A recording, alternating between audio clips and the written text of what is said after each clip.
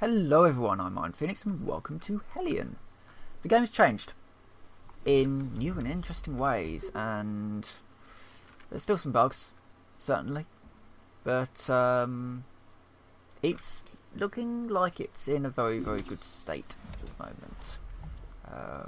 There's still frame rate issues, there's still little bugs here and there, syncing issues, all that sort of jazz. But all in all, it's not that bad, really. I've been playing it on and off every so often, every patch.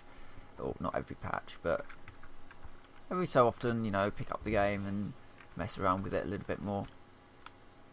And the thing that they've changed, rather importantly, well, they've changed two things. First of all, they have changed the key bindings. So if you're not sure why something's not working, check your key bindings. The other thing is that they have changed how the UI works, and we are going to do some of that now. Because last time I did a docking video, it was with the old UI, and this time it's an awful lot more easy, let's say. So let's get blown out into space and find ourselves that one. Anyway, so now you can select which one you want to go to. So instead of things just being, oh yeah, this is a module, it's this is a ship, this is a derelict, this is an outpost, this is an asteroid. It's a lot more obvious as to what you are actually looking at. There is my airlock, just there. Now you still have about 10 minutes of oxygen in your suit, which is more than enough time. I know some people go to the airship first. I tend to just go straight for the airlock because the airlock needs to be attached to it anyway, so why not get it over with and do that. Now in this mode with the jetpack, you don't have an awful lot of information. Another thing that some people like to do is go to their ship, dock their ship to the airlock, move it closer and then do it again. I can't be bothered with all of that. There's enough fuel in it for you to just dock it straight away, and you do have enough air usually to quickly do it. Especially with the new UI, as you're about to see. Where is... There it is. The blinky thing. I'm being blinded by the sun now. So, some things that have changed that you'll notice. The level of detail has changed again. It's a little bit lower detail, but I think it's more optimised in general. Right, here we go. So, outpost. So now on the UI, it fills the entire screen, so there's none of that confusing stuff. It also tells you what buttons you need to press to change things, change where you're going, change what docking port you're going to. And it has an awful lot more information on this screen. So it's got the big red thing that goes halfway around the screen is the rotation of your module in comparison to the port that you're heading towards. We've got a circle thing that tells you where you're meant to be aiming towards. We have our direction meter, which is forwards and backwards, left and right, you know, your general speed. Your fuel level, which is as we had before. We've got 17 fuel, which, as I said, is more than enough. Distance from object, and then you've also got your movement up and down and left and right as well. Which this is an awful lot more information than was on there before. Before it was sort of lines and arrows, which were basic, to say the least. Now it's a little bit more obvious as to what's going on. So it's a little easier to dock now, and it's a little easier to get up to the derelicts now, because you're being given an awful lot more information. You aren't having to remember sort of where your keybinds are and all that sort of thing to actually do stuff. It's all on the screen, and I like a good solid UI, because it does help a lot with games. You know, you don't necessarily need a tutorial, all you need is a good UI. And you know, tutorials really are lacking nowadays because they're very slow. It's use WASD to move around. Yes, I know that. I'm a seasoned PC gamer. I should know how to move a camera around by now. It's almost like you need an option, a tutorial option for, you know, basic mode. You know, I have never used a PC before in my life, and someone has just, you know, forced me to play this game for some reason. That sort of mode. But anyway, this game doesn't do any of that. It just basically says, yeah, if you want tutorials, I don't know, look online or something. And I quite like that. In a weird way. Because I grew up around sort of Fallout.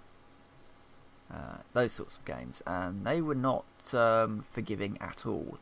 Fallout 1 would kill you in the first 5 minutes. If you built your character badly, you could very well die to the rats. In Fallout 2, if you built your character badly, i.e. if you did not put enough strength or charisma into your character, you could very well die at the first sort of boss, I guess. They were not forgiving games, and I miss those sorts of games, which is probably why I quite enjoy Hellion, because it's got that element. It's got the new what I would consider the new elements of gaming now. You know, the crafting elements and the survival stuff, and you know, systems being put into place to make things a little bit more interesting. Like this docking system. You know, this is something that you wouldn't get necessarily in an old style game, but it's quite fun to have, and it's done quite well. Ooh, let's just slow down a little bit more, and we are now attached, pretty much. I think I might need to straighten it up a little bit. There we go. There we go, we're on now, and I'm probably a little low on oxygen, so I'm going to get back inside. But that system has been replicated throughout this game, so there's an awful lot more information about what you're looking at, where you're going, and I think that's a good thing, definitely. Just because it'll pull in a few more people who might be a little bit more on the fence about it. It's a decent enough game. There are issues, there are bugs, there are optimization problems. This is all to be expected, because the game isn't actually that old. They haven't even done their first big content patch yet, and that does look very interesting, I have to say. A new crew module, and the ability to customize your crew module a little bit, and also being able to set permissions to areas. No, depressurize. Outdoor. Yeah, being able to set permissions to different areas, so you can very well be the captain of a cancel outdoor. You can very well be the captain of a space station and have minions who go out and loot for you and bring stuff back for you. But all the while you could basically live in about 3 rooms in the station and just lock everyone else off from the world and not let anybody in. I kind of like that idea, you know, just being... Okay. Right, 0.7 bar is fine.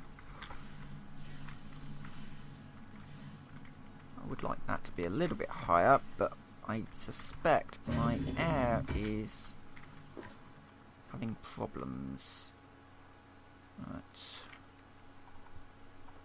I need a life support station. Yeah. yeah, I've only got 0.7 bar throughout the station, apart from in there.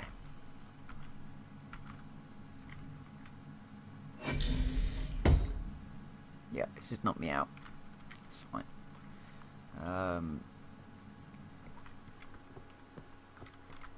Life support. Oh yeah, because the filters aren't in. I've got 2 filters. Excellent. And both of them are pretty much shot.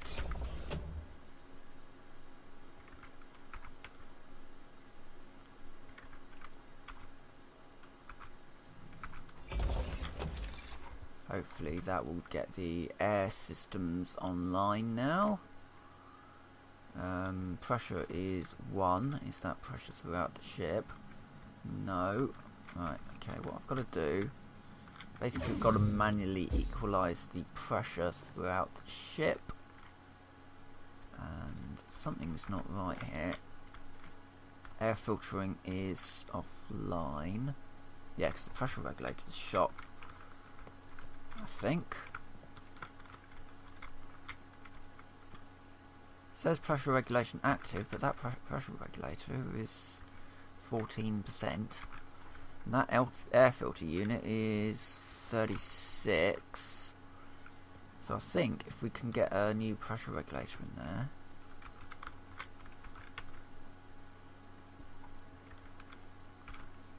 Put that one in there. You can't disassemble components at the moment, but you can sort of move them around. And it does affect how your ship is performing. Well, let's put the air filter back in for the moment. Right, I think that is now, it should now be working. Let's pull that manual override down and cover that up again. And let's just do that.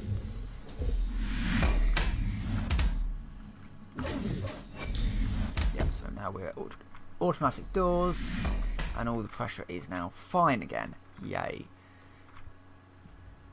So, yeah, that's pretty much Hellion in its current state. It's doing quite well, I have to say. And in the future, I'll be interested to see how it develops. If it becomes a sort of more of a thing. What's that one do? Oh, that's just a access panel. This one, I need to tidy some things up a little bit in here.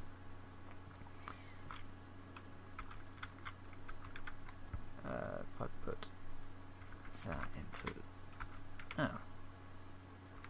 it's kind of stacked it on top, I think.